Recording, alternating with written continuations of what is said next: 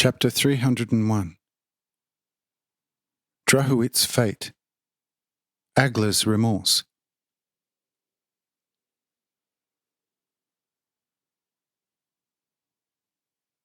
When Agla was freed in this way, Guret went to Fungar Helen and asked him if something similar should happen with Drahuit, should he improve like Agla has improved. But Fungar Helen said with a very firm voice, "No, Drahuit remains definitely in his cage until should I die during the campaign, my successor returns. But he should lack nothing. He should get to eat whatever he demands, and thus also to drink.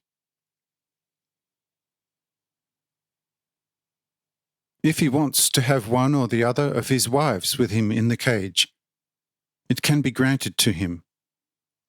But this only under the necessary condition that he talks nothing else with the wife who is with him at the time other than what one usually talks in bed with a woman. Or if he wants to talk better things, he can talk to his better wives about the old, true God, from which he, together with all of us, have long since deviated miserably.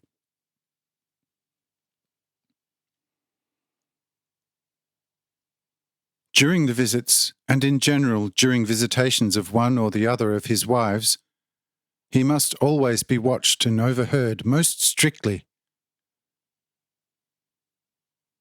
And since Agla is now free, Drahuit can remain in this hall.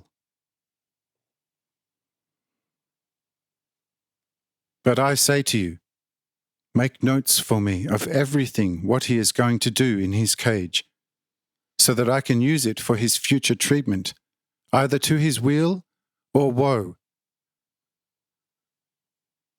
Should he perhaps even want to read books from our large collection of books, he should be satisfied in this respect too.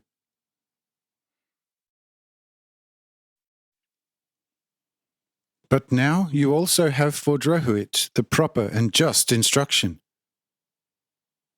If you follow it closely, you will take good care of him, for you and for all of us. And that is certainly also the will of the only and true God." And Mahal said, "Amen. This is right and perfectly just, and it will remain like that." When Guret heard this, he was glad, for Drahuit was the very man who had almost torn the crown from his head with his cunning. He therefore swore to fulfill all this in the most punctual manner.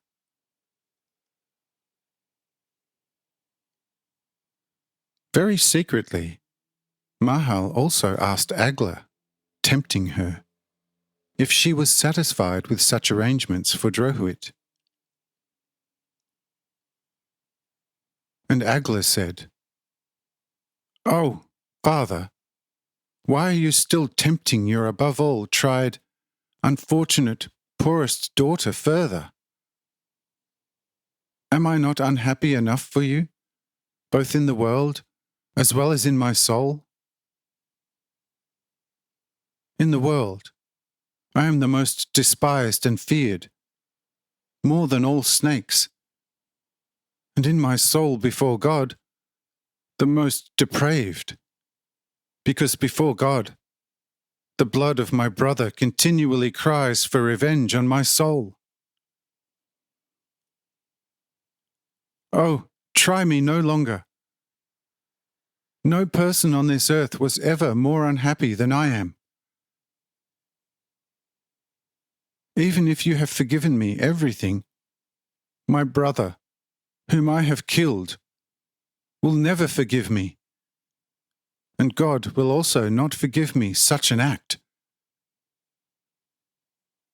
Therefore I am so endlessly unhappy. Therefore, Father, do not tempt me, the most miserable, any longer.